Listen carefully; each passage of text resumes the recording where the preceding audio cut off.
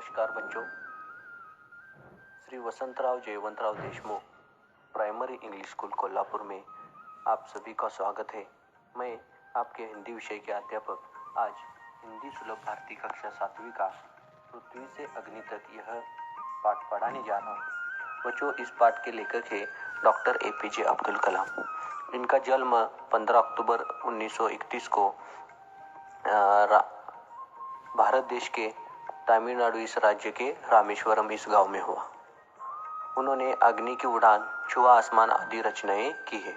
बच्चों, doctor APJ Abdul Kalam यह हमारे देश के जाने माने मिसाइल मैन के नाम से जाने जाते हैं। उन्होंने अपने देश के राष्ट्रपति पद को विभूषित किया है। इनके मिसाइल के क्षेत्र में इनका योगदान देखकर भारत सरकार ने उन्हें भारत रत्न यह पुरस्कार देकर उनका सम्मान किया है। पृथ्वी से अग्नि तक यह पाठ डॉक्टर APJ अब्दुल कलाम जी के आत्मकथा से लिया गया है। इसमें अग्नि के प्रक्षेपण में आने वाली कठिनाइयों और वैज्ञानिकों के अथक परिश्रम को बताया गया है। तो बच्चों, आज हम देखने जा रहे हैं पृथ्वी से अग्नि तक यह पाठ। बालासोर में अंतरिम परीक्षण का काम पूरा होने में अब भी कम से कम 1 साल की देरी थी। हमने पृथ्वी के प्रक्षेपण के लिए श्रीहरिकोटा अंतरिक्ष केंद्र में विशेष सुविधाएं स्थापित की। इनमें से एक लॉन्च पैड, एक ब्लॉक हाउस। देखो बच्चों, हम फिर से देखते हैं। बालासोर में अंतरिम प्रक्षेपण का काम पूरे होने में अब भी कम से कम 1 साल की देरी थी। हमने पृथ्वी के प्रक्षेपण के लिए श्रीहरिकोटा अंतरिक्ष केंद्र में विशेष सुविधाएं स्थापित की। इनमें से एक लॉन्च पैड, ब्लॉक हाउस, नियंत्रण उपकरण तथा चलित दूरमिति केंद्र शामिल थे। पृथ्वी उपग्रह को 25 फरवरी 1988 को सुबह 11:23 पर छोड़ा गया। यह देश के रॉकेट विज्ञान के इतिहास में एक युगांतकारी घटना थी। निर्देशित मिसाइलों के क्षेत्र में एक आत्मनिर्भर देश के रूप में उद्भव के संसार के सभी उद्योगों विकसित देशों को विचलित कर दिया। सामर्थ्यशील नागरिक अंतरिक्ष उद्योग और व्यवहार्य मिसाइल आधारित सुरक्षा प्रणाली ने भारत को चुनिंदा राष्ट्रों के समूह में पहुंचा दिया था। लेकिन क्या एक पृथ्वी ही पर्याप्त होगा? क्या 4-5 मिसाइल प्रणालियों का स्वदेशी विकास हमें पर्याप्त रूप में ताकतवर बना पाएगा? उसी समय अग्नि को एक टेक्नोलॉजी प्रदर्शन परियोजना के रूप में विकसित किया जा रहा था। देश के भीतर उपलब्ध समस्त संसाधनों को दांव पर लगाकर यह एक उत्तर था।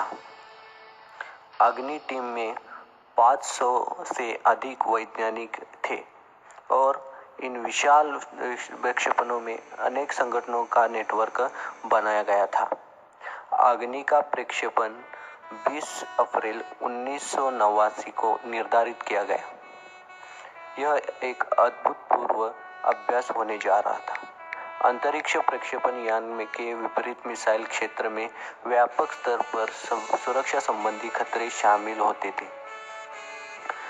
प्रक्षेपण की पूर्व तैयारी की सारी गतिविधियां तय कार्यक्रम के अनुसार पूरी हो गई थी। जिस समय हम T14 सेकंड पर थे, कंप्यूटर ने संकेत दिया कि उपकरणों में कोई एक ठीक से काम नहीं कर रहा है, परंतु इसे तुरंत सुधार लिया जाए। इस बीच निचले रेंज केंद्र के ने होल्ड के लिए कहा। अगले कुछ सेकंड में जगह जगह होल्ड की जरूरत पड़ गई। हमें प्रक्षेपण स्थगित करना पड़ा।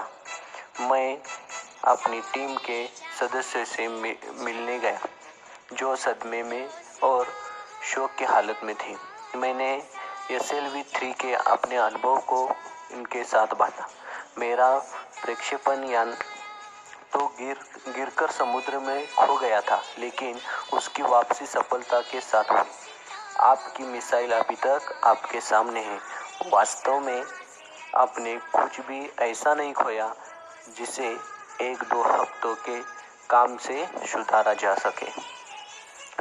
न जा सके। इस विवरण ने उन्हें जड़ता के हालत से झुझड़कर बाहर निकाल लिया और सारी की सारी टीम उप प्रणाली की जांच और उन्हें ठीक करने के काम में फिर से जुट गई। अगले 10 दिन तक दिन रात चले विस्तृत विश्लेषण के बाद हमारे वैज्ञानिकों ने मिसाइल को 1 मई 1989 को प्रक्षेपण के लिए तैयार कर लिया, लेकिन स्वचालित कंप्यूटर जांच अवधि के दौरान T10 सेकंड पर एक होल्ड का संकेत दिखाई पड़ा। प्रक्षेपण फिर एक बार स्थगित करना पड़ा। रॉकेट विज्ञान के क्षेत्र में इस तरह की चीजें बहुत आम है और अक्सर अन्य देशों में भी होती रहती। मैंने DRDL RCI परिवार के 2000 से भी अधिक सदस्यों को संबोधित किया। बहुत मुश्किल से ही कभी किसी प्रयोगशाला या R&D संस्थान को देश में पहली बार अग्नि जैसी प्रणाली विकसित करने का अवसर मिलता है। यह महान अवसर हमें दिया गया। स्वाभाविक रूप से बड़े अवसर अपने साथ बराबर की चुनौतियां लेकर आते हैं।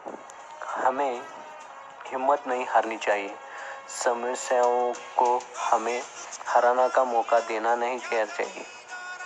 देश को हमसे सफलता से कम कुछ भी पाने का अधिकार नहीं है। आइए सफलता को लक्ष्य हम बनाएं। अपना संबोधन लगभग खत्म कर चुका था कि मैंने लोगों को कहते हुए पाया, मैं आपसे वादा करता हूँ, महीने के खत्म होने के पहले ही अग्नि का कामयाबी से प्रक्षेपण करने के बाद हम यहाँ वापस मिलेंगे। यह किसी आश्चर्य से कम नहीं था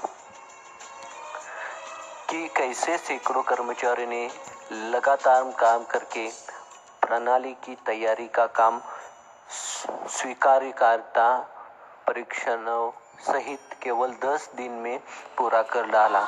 लेकिन अब बाधाएं पैदा करने की बारी विपरीत मौसम की थी।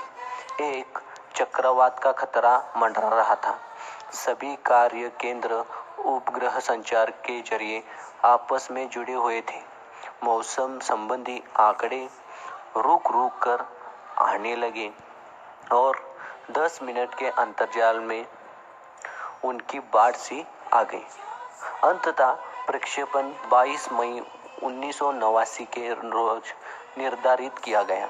यह पूर्णिमा की रात थी। ज्वार के कारण लहरें किनारों से टकराकर और अधिक शोर मचा रही थी। क्या हम अग्नि के प्रक्षेपण में कल सफल होंगे? यह सवाल हमारे दिमागों से सबसे ऊपर था, लेकिन हम में से कोई भी उस सुंदर रात के जादू को खंडित करना नहीं चाहता था। एक लंबी खामोशी तोड़ते हुए आखिरकार रक्षा मंत्री महोदय ने मुझसे पूछा, कलाम, कल तुम अग्नि की कामयाबी का जश्न मनाने के लिए मुझसे क्या उपहार चाहोगे? यह एक मामूली सा सवाल था, लेकिन मैं तत्काल उसका कोई भी जवाब नहीं सोच पाया। मैं क्या चाहता था? क्या था जो मेरे पास नहीं था? कौन सी चीज मुझे और खुशी दे सकती थी? और तब मुझे जवाब मिल गया। हमें RCI में लगाने के लिए 1 लाख पौधों की जरूरत है, मैंने कहा। अगले दिन सुबह 7:10 पर अग्नि मिसाइल प्रज्वलित हो उठी। यह एक परिपूर्ण प्रक्षेपण था। सभी उड़ान मानक पूरक हुए। यह एक दुस्वप्न भरी नींद के बाद एक खूबसूरत सुबह में जागने जैसा था। हम अनेक कार्यों से केंद्रों पर 5 साल की कड़ी मेहनत के बाद लॉन्च पैड पर आए थे। पिछले 5 हफ्तों में गड़बड़ियों की एक श्रृंखला की अग्नि परीक्षा से गुजरते रहे थे, लेकिन अंततः हमने यह करके दिखाया। यह मेरे जीवन के महानतम क्षणों में से एक था। सिर्फ 600 सेकंड की भव्य उड़ान ने हमारी सारी थकान एक पल में धो डाली। सालों की मेहनत का यह शानदार नतीजा मिला। तो बच्चों, पृथ्वी से अग्नि तक इस बात के शब्द युगांतकारी रह गए हैं, क्योंकि यह एक युगांतकारी युग प्रवर्तक युग शुरू हुआ और इसका पूरा जो श्रेय जाता है वह जाता है डॉक्टर APJ अब्दुल कलाम जी। तो बच्चों, इस तरह से आज हमने पृथ्वी से अग्नि तक यह पाठ देखा।